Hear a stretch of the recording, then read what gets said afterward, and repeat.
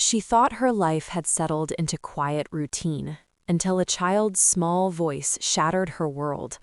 A little girl at the park looked at her with wide eyes and said a word she had not heard in years: "Mom." Her heart froze, and when she turned, the man behind the child wasn't a stranger. It was her husband, the one she thought she had lost forever. Everything she believed about her past, her choices, and her family was about to unravel in an instant. Hello, my friends. I am Olivia, and this is Olivia's Love Stories. I hope you enjoy this story. I had chosen the park for no other reason than needing air that didn't carry the weight of my apartment walls. The late afternoon sun dappled through the bare branches of the oak trees, scattering gold across the walking path. I could hear the distant squeak of swings and the occasional bark of a dog, but my thoughts were elsewhere, on the silence in my home and the empty spaces that had become routine since I'd moved out. My life, I thought, was orderly now. I had my job at the library, weekends filled with old friends, and evenings with a cup of chamomile tea and a book that smelled like memories I could no longer touch. Yet there was a persistent ache I couldn't ignore, a hollow where love had once been, where trust had been shattered. I had spent years convincing myself that it was for the best, that some stories ended because the chapters had to close, no matter how much your heart begged otherwise. As I strolled past the sandbox, I noticed a small girl, maybe 4, with tousled brown hair and a bright yellow coat, struggling to keep her balance on the edge of the curb. I crouched instinctively, hands open. "Careful," I said softly, smiling, and then it happened. "Mom!" the girl cried, sprinting toward me with arms outstretched. I froze. My chest constricted, my breath caught in my throat. There was no mistaking it. The word, the voice, the certainty in that little face. But that couldn't be right. I had no children. Not here, not now, not ever. My mind scrambled. Could it be a mistake? A coincidence? The way she ran, head tilted back in joy, calling me Mom. It was surreal. I turned toward the sound of footsteps racing behind her, heart hammering in my ribcage like it was trying to escape. And then I saw him. The man wasn't a stranger. He was tall, familiar in every contour of his face, the way his jawline caught the sunlight, the slight crease when he smiled, or rather, when he tried not to. It was my husband. My heart lurched, my stomach twisted into knots so tight I thought I might collapse. Years of absence, unanswered questions, heartbreak, all crashing down in one moment of terrifying clarity.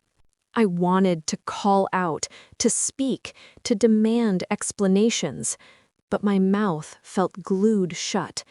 And yet, the little girl's hands were still reaching for me, and my soul ached to scoop her up, to hold her as if I could absorb all the lost time in one embrace. I blinked, trying to steady my racing mind. The park around us seemed to blur, the squeak of swings fading, the wind stilling. Everything narrowed to that one image, the girl reaching, the man, my husband, standing there, watching. My chest tightened with a mix of fear, longing, and disbelief. And just as the girl's tiny feet left the ground and she launched herself toward me, the world seemed to hold its breath. The moment her little body collided with mine, time fractured. I caught her instinctively, arms trembling, heart pounding like a drum in my ears. She clung to me with a ferocity that startled me, burying her face into my shoulder as if I were the anchor of her world. And in that instant, the reality I had long avoided slammed into me with unbearable weight. This child, she was mine. My eyes flicked to him, my husband, the man I thought I had lost forever, the one I had blamed for our separation, the one I had mourned silently every night. He stood frozen, as if unsure whether to step forward or vanish, and I saw it there in his expression: shame, fear, and a desperation I hadn't expected. "Olivia," he breathed, his voice barely more than a whisper, but it struck me like a physical blow. It had been years since he had said my name like that. There was a familiarity, a softness, a plea buried in it, and yet the very sight of him ignited every old wound I had painstakingly stitched closed. I started, but the words dissolved into a trembling exhale. I couldn't speak, couldn't process the whirlwind of shock, love, anger, and confusion that tangled itself around my chest. The little girl clung tighter, and I felt her heartbeat against mine, a rhythm I should have known, a rhythm I had longed for without realizing it. He took a hesitant step forward, eyes never leaving ours. "Olivia, I know this isn't what you expected. I didn't know how to tell you." His hands were shaking slightly, and I noticed the subtle trembling in his shoulders. He had always been composed, but now he looked fragile, human in a way that was both infuriating and heartbreaking. "Tell me what?" I managed, voice low, brittle, almost foreign to my own ears. "Tell me how my daughter, why didn't you?" My questions tumbled over one another, sharp and jagged, each one slicing into the air between us. He swallowed, and I saw the conflict in his eyes, the years of silence, the choices made, the secrets kept. "I didn't want to hurt you," he finally said. "I thought if I stayed away, if I kept my distance, it would be easier. I thought you'd move on, live your life without me. I never imagined—" His voice broke, and suddenly the weight of everything he had carried, everything he had hidden, pressed down like a tidal wave. I wanted to scream at him, to demand why, how, when, but at the same time, I wanted to collapse into him and never let go. My mind was a battlefield, every emotion warring for dominance, betrayal, longing, fear, and an inexplicable tenderness that made my knees weak. The little girl looked up at me then, eyes wide and innocent, unknowing of the storm she had unleashed. "Mom," she whispered again, voice small, trembling, trusting. And just like that, the walls I had built around my heart for years began to crack, tiny fissures spilling light and doubt, love and confusion. I could feel the tension vibrating in the space between the three of us. He stepped closer, hands open, unthreatening, as if offering peace but unsure if I would accept it. And in that moment, I realized that nothing could ever be the same. Every certainty I had held about my life, my past, and my future had vanished in the blink of a child's eyes. And yet, despite my fear, despite the pain and betrayal, I felt something else, a flicker of hope, fragile and terrifying, that maybe, just maybe, this was the beginning of something I had longed for without knowing it. But before I could gather my thoughts, before I could speak, he said something that made the world tilt on its axis. "She's been waiting to meet you, Olivia. I just didn't know if you'd want to." Her words, or rather his words through her, hung in the air like a fragile thread I wasn't sure I wanted to grasp. Waiting to meet me? My mind raced, a storm of disbelief and longing. I held her tighter, feeling her small hands clutch at my shirt, and yet I could not allow myself to fully surrender to the surge of emotion rising inside me. He stepped closer, and I noticed the way his shoulders tensed with every heartbeat, as if bracing for the judgment he had spent years fearing. "Olivia," he said again, voice raw, "I know I should have told you sooner. I thought I could protect you from this, from me, from us. But every day I've regretted it." Regret. The word pierced me like a knife I had expected long ago but never imagined feeling in this precise moment. I remembered the nights I had spent replaying our last conversation, the fight, the slammed doors, the empty apartment that became my refuge. He had walked away, and I had believed I was strong enough to move on. But here he was, years later, and all the strength I thought I had evaporated in a heartbeat. I took a step back, still holding the little girl, and searched his face for any sign of deceit. But all I found was truth, raw and painful. His eyes, once familiar and comforting, now shimmered with vulnerability. The lines etched into his face from time and worry told a story I hadn't been allowed to see until now. "Why?" I whispered, my voice breaking. "Why didn't you tell me?" "I wanted to," he admitted, voice almost a plea. "I wanted to tell you every day, but I was scared. Scared that you'd hate me. Scared that I'd ruin what we had left. I wanted to see her, Olivia. I wanted her to know you, and I thought I could do it quietly, from a distance, without dragging you into the mess I'd made." The little girl looked up at me again, innocent, trusting, with eyes so like his. My heart ached as I realized the depth of what I had been missing, the warmth of her laughter, the small way she tilted her head when curious, the subtle confidence that came from feeling loved even in the absence of explanation. I had imagined my life without children countless times, accepted it as fate, but now that image shattered with every heartbeat, every tremble in her small hands. Do you want to meet her?" he asked tentatively, almost afraid of the answer. The question felt like a bridge over a chasm I had thought uncrossable. My mind screamed at me to step away, to protect myself from further heartbreak, but my arms refused to loosen. I took a deep breath, feeling the crisp air of the park fill my lungs as if grounding me.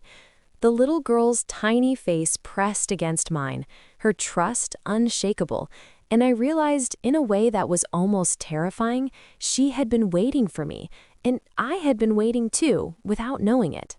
But even as my heart softened, even as I felt the beginnings of forgiveness and perhaps hope, I couldn't ignore the questions still tangled in the shadows. Why now? Why after all these years? And more importantly, what had he done during the time I had been gone?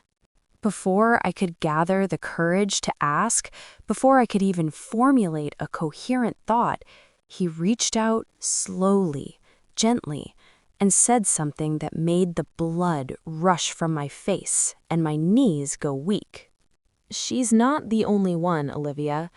There's more you need to know about us, about me, about what I've done while you were away." I froze, my hands instinctively tightening around the little girl. More? My mind spun, each possibility darker than the last.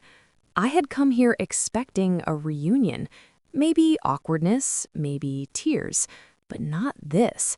Not the feeling that the life I thought I knew was only the surface of a far deeper, more complicated reality. He took a slow, deliberate breath, and for the first time in years, I saw the full weight of what he carried. "Olivia," he said softly, voice trembling, "there's something I've been hiding, something I thought would protect you, but ended up keeping us apart." He paused, eyes never leaving mine, as if begging for understanding before the truth broke the world between us. Our daughter and another. The words hit me like a storm. Another? My chest tightened. My pulse raced. I felt betrayal clawing at me, but beneath it, something stranger, a sickening mix of fear and sorrow. I looked at the little girl in my arms, so small, so innocent, unaware of the turmoil swirling around her. And yet, somehow, she was the key, the thread that connected all the shattered pieces of my heart. He hesitated, searching for words. She's been staying with me all these years. I didn't know how to tell you. I didn't want to hurt you, Olivia. I thought I was protecting both of you, but I see now that I only made the pain worse. His hands shook slightly, but there was an earnestness in his eyes that made it impossible to look away. I took a step back, setting the little girl gently on the ground between us. Her small hand found mine, a lifeline anchoring me to this impossible moment. I looked at him, really looked, and in that instant I saw the man I had loved, flawed and human, but undeniably him, the man who had walked away, yet had somehow carried the pieces of our life with him. "I don't understand," I whispered, voice trembling. "Why didn't you trust me? Why leave me in the dark?" "I was afraid," he admitted, voice breaking. "Afraid you'd hate me. Afraid I'd lose you forever. I made a terrible choice, Olivia.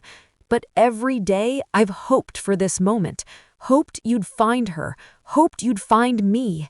And maybe we could start again." Tears blurred my vision. The anger, the fear, the heartbreak, all of it mingled with a fragile hope that had been dormant for years. I knelt down, letting the little girl crawl into my lap. Her face was bright with trust, her tiny hands clutching mine like she had always known I would come. "Mom?" she asked softly. "Yes," I whispered, voice breaking. "I'm here. I'm your mom." He stepped closer, gently resting a hand on my shoulder. There was no pretense, no secrets now. Just a man willing to face the consequences of his choices, and a woman learning that love could survive even the deepest shadows. For the first time in years, I allowed myself to breathe fully, to feel fully. The park around us seemed to exhale with me. The rustling leaves, the distant laughter, the wind carrying away the weight of lost time. And in that moment, holding my daughter, facing the man I had once loved and feared, I realized that some stories, no matter how complicated, no matter how long the pause, could still have a second chance. We didn't have all the answers yet. There would be questions and tears and difficult conversations. But in that instant, there was one undeniable truth. Love, when it endures, has a way of finding its way home. And finally, we were home.